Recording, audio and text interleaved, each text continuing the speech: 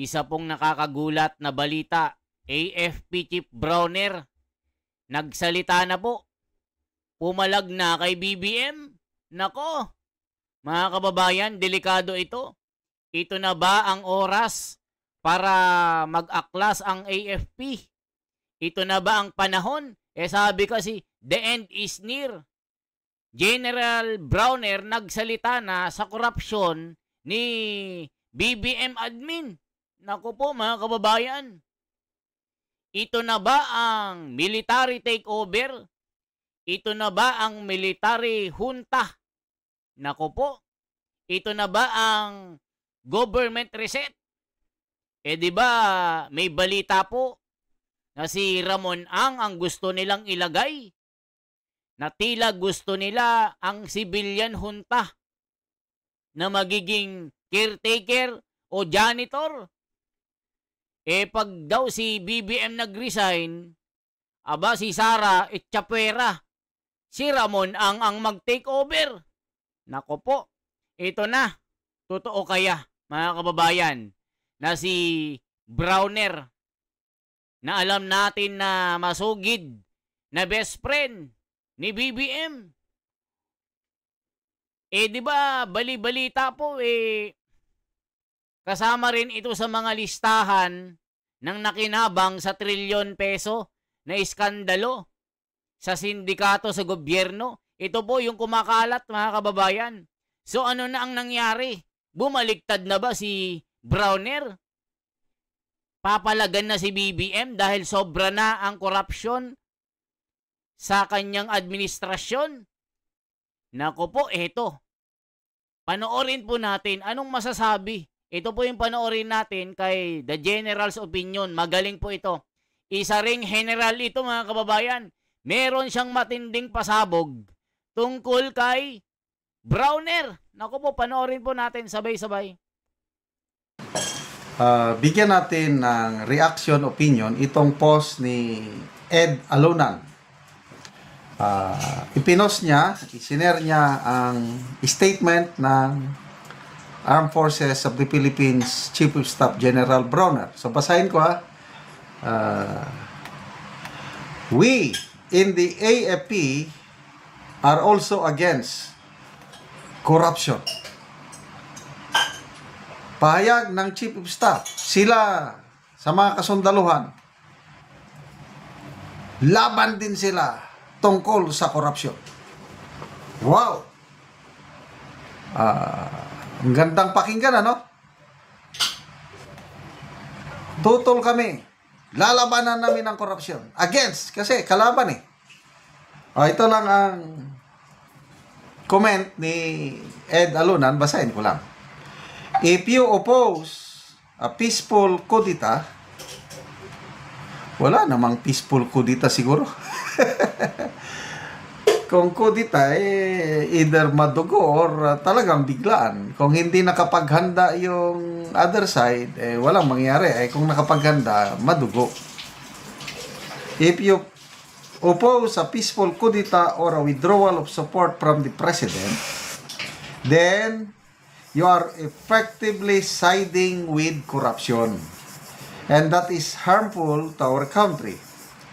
Our economy will suffer, our international standing will deteriorate, leaders will hesitate to extend credit, and even our assets abroad may be frozen.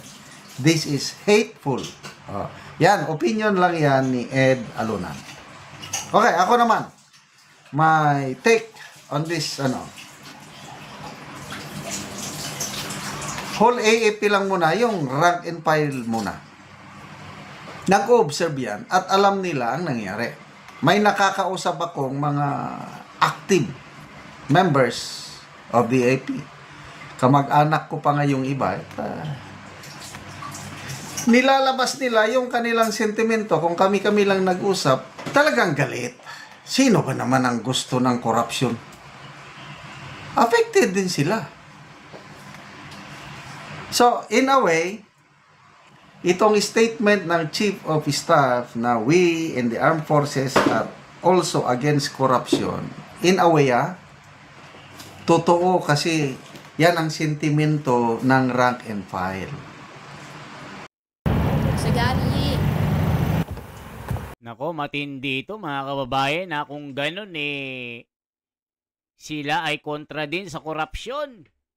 Totoo kaya ito mga kababayan na ayaw nila ng korupsyon? Bakit may usapan sila ni Martin Romualdez, Saldico, na 15 bilyones na video? Yun lang, mga kababayan. Nako po, babaliktad na ba si Browner dito?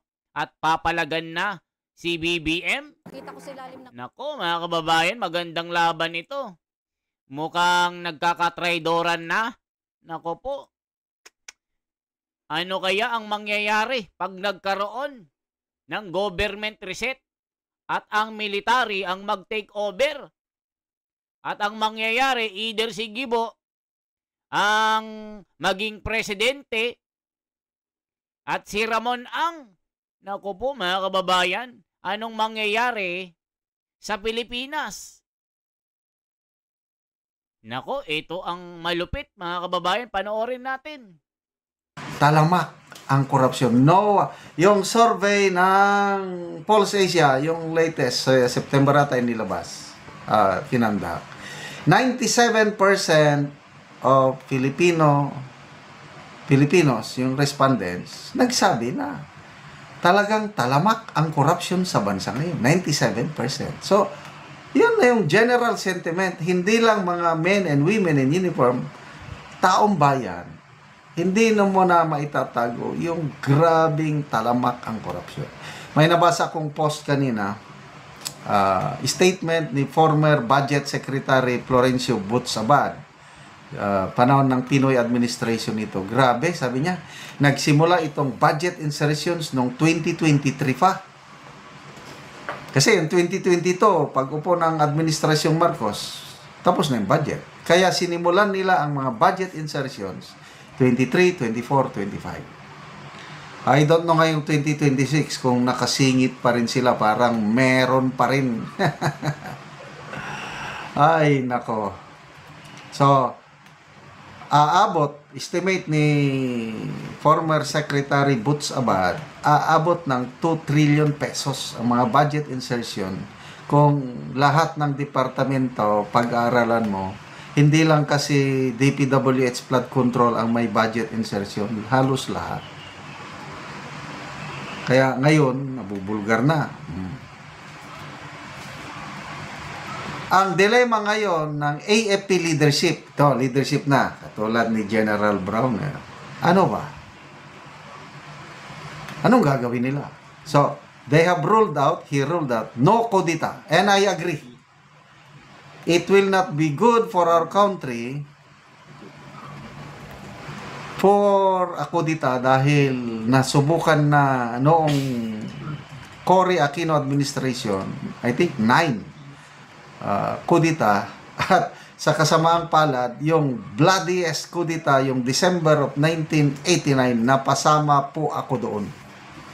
And sa experience ko, it's not good for soldiers, for civilians, for the whole country. Kaya, grabing pagbulusok ng ekonomiya natin dahil sa mga kudita. Ayoko nang mangyari yun. So, ayan mga kababayan, si General's viewpoint pala, isang general din ito. Nung panahon na merong kudita, isa rin po siya sa mga kawal na lumaban sa korupsyon noon. So ngayon mga kababayan, si General Browner, nagsalita na siya na hindi pwede ang kudita. Kasi nga, baka bumagsak ang ekonomiya. Pero ano itong sinasabi nila? Na pati si Pampilo Lacson ay inalok ng government reset ng isang kilalang bilyonaryo. Pero si Pampilo Lacson ay kumambyo. Hindi siya pumayag mga kababayan kasi alam niya na magkakaroon talaga ng delubyo at ang matatarget dito na mahihirapan ang mga Pilipino. Baka lalong maging delikadong bansa, malugmok sa matinding kahirapan.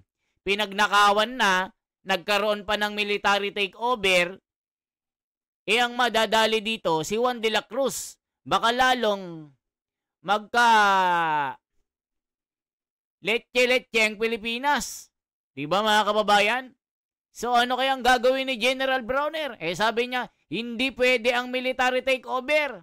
Ano itong ginagawa ng ilan mga kababayan? Na si Ramon ang ilalagay nila bilang caretaker. Nako po mga kababayan ko. Meron silang niluluto. Matindi po ito, matindi. Nakakagulat po ito. So, never, kudita is not an answer. So, anong gagawin ng AFP? Hindi sila magkukudita. Ang iba naman sinasabi na withdrawal of support. Depende na yan sa leadership. At tingin ko, hindi nila gagawin yon. May cracker, wafer, at So yan po yung reaction ni General. Nako po, hindi gagawin ni Browner. Ang alam kasi ng taong bayan at nalilito na rin, si General Browner daw, allegedly, nakinabang din. Kasama si Gibo Teodoro ng Department of National Defense. Nasalpakan din ang kanilang bulsa at nakinabang sila sa trilyones na pagnanakaw na ito. Ito po ang kumakalat sa social media. Kaya daw sila tahimik. Tikom ang bibig. Tahimik pa. Sa mga bilat sa sementeryo. Na akala mo nasipiran or naka-zipper ang mga bibig sa sobrang tahimik para silang nasa sementeryo nga. Mga kababayan, sa sobrang katahimikan ni alingaw-ngaw ng langgam na nagwawala, na adik na langgam, hindi nila mapapansin kasi nga nakapiring ang kanilang mata. Hindi din sila makadinig dahil hindi nila marinig ang sigaw ng mga tao. Mga kababayan, hindi naman hinihiling na mag-ano ang AFP. Ang gusto lang ng taong bayan kung dinahin nila ang matinding korupsyon, tahimik sila. Sabihin lang nila, alam namin na matindi ang korupsyon, matindi ang pagnanakaw. Ano ginagawa nila? Wala naman. Hindi naman sinasabi na na magwala ang AFP.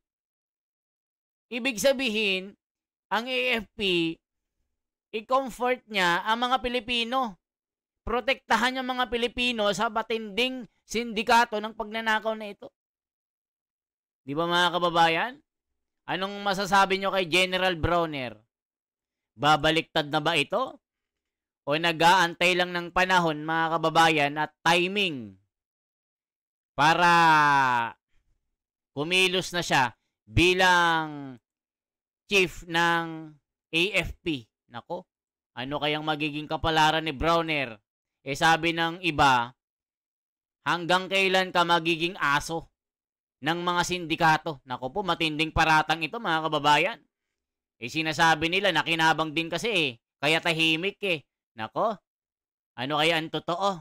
Kasi yung listahan na nirelease ni Saldico, kasama nga itong dalawang matataas opisyal ng AFP, si Gibo Teodoro at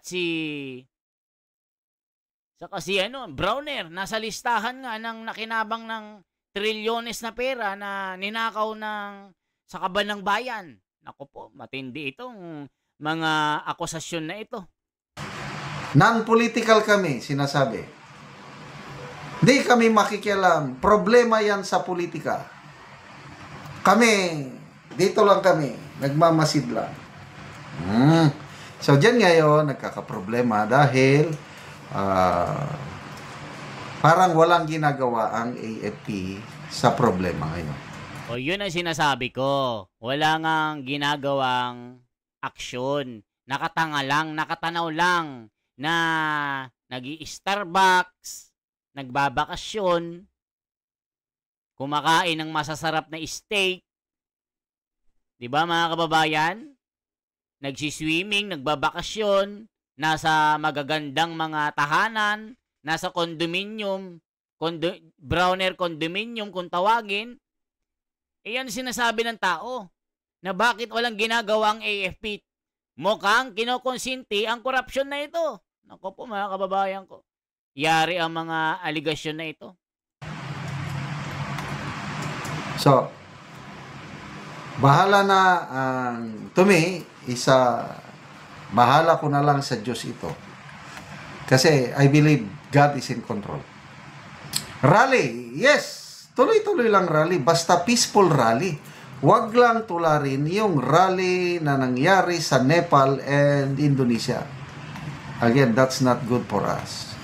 Rally, tuloy-tuloy ang rally. Dahil sa kararally, yan, apektado ang ekonomiya. Sa mga sunod-sunod na pasabog, saldi ko, Senator Aimee, ang mga pasabog, balitang-balita yan sa international community. Alam nila kung ano. Kaya, ang nangyari ngayon, investors' confidence, halos zero. Sino pang gustong mamuhunan? Wala na.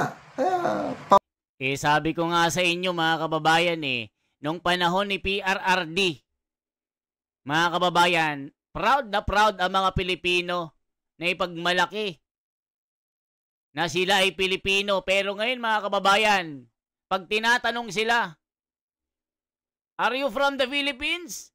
No, I'm Thailander. I'm from I'm from Taiwan.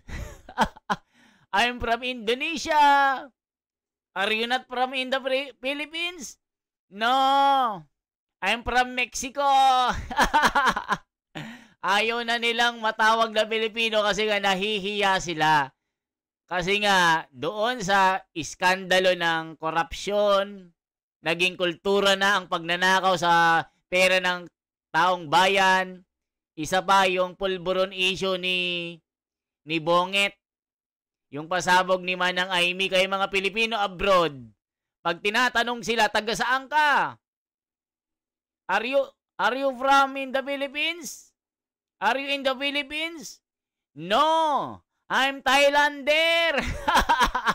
Mga kababayan, kinakahiya na nila na sila ay Pilipino, na dati ay proud na proud sila na sabihin, ako ay isang Pilipino. Ang presidente ko, si Duterte.